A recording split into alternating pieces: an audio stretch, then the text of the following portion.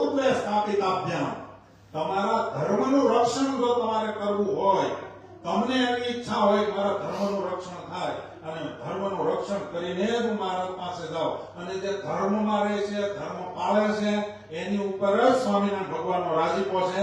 એમ નિષ્કુળાનંદ સ્વામી પુરુષોત્તમ પ્રકાશમાં લખ્યું કે ધર્મ વાળા અમને બહુ વાલા, કારણ કે ધર્મના અમે છીએ લાલા.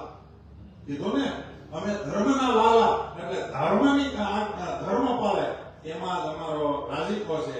હવે ઈ ધર્મની રક્ષા કરવા માટે મહારાજ શિક્ષાપત્રીમાં લખી ગયા, ધર્મનું રક્ષણ કરવું હોય તો મેં બે દેશ બે આચાર્ય ખાપા છે, ઈ કે એમ કરજો તો તમારા ભગવાને હાથ ઊંચા કરી નાખ્યા, પછી તમે મારા પગ પકડવા નહીં આવતા.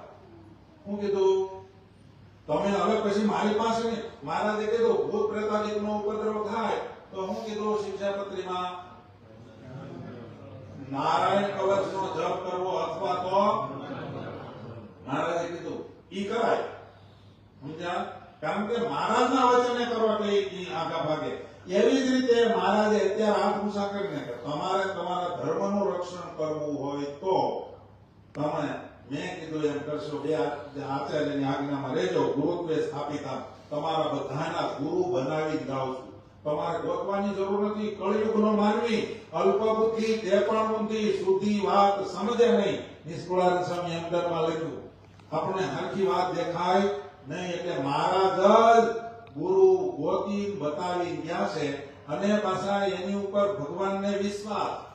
મારા રઘુવીરજી જે કરશે ને એમાં 19-20 નહીં હોય, એટલે એને ભગવત પ્રસાદજી મહારાજને થાપ્યા. રઘુવીરજી મહારાજે ચોઈસ કરી કે એમાં કઈ ફેર હોય, મહારાજે કીધું ને, અને ઈ ભગવત પ્રસાદજી મહારાજને એવા ચોઈસ કરી મૂક્યા, એને પાછા એવા ને જ મૂક્યા. સમજાય? એમ પરંપરામાં અત્યારે આપણને વિદ્યમાન આચાર્ય મહારાજ ઈ પરંપરામાં નરેન્દ્ર પ્રસાદજી મહારાજે જે ચોઈસ કરી મૂક્યા છે. અને બીજી વાત જોડે જોડે એ કહી દો, ઈ જ નરેન્દ્ર પ્રસાદજી મહારાજે એમ કીધું ભાવિ તમારે ગોતવા ન પડે એટલે ભાવિ મૂકી જાઓ.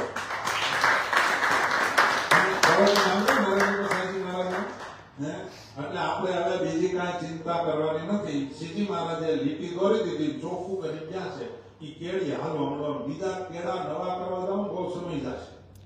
સમજ્યા? એટલા માટે આપણને શુદ્ધ અને સાચું જ્ઞાન મહારાજે આપ્યું છે. જાદુ ન સમજાય તો કાંઈ નહીં. સીધી મહારાજે કીધું એટલું કરી. મહારાજ કે આ બે કે એમ કરજો, ધર્મ કુળને અનુસરજો, તમારું વાળ વાકો માયા નહીં કરી શકે, તો ઈ કરવાનું છે.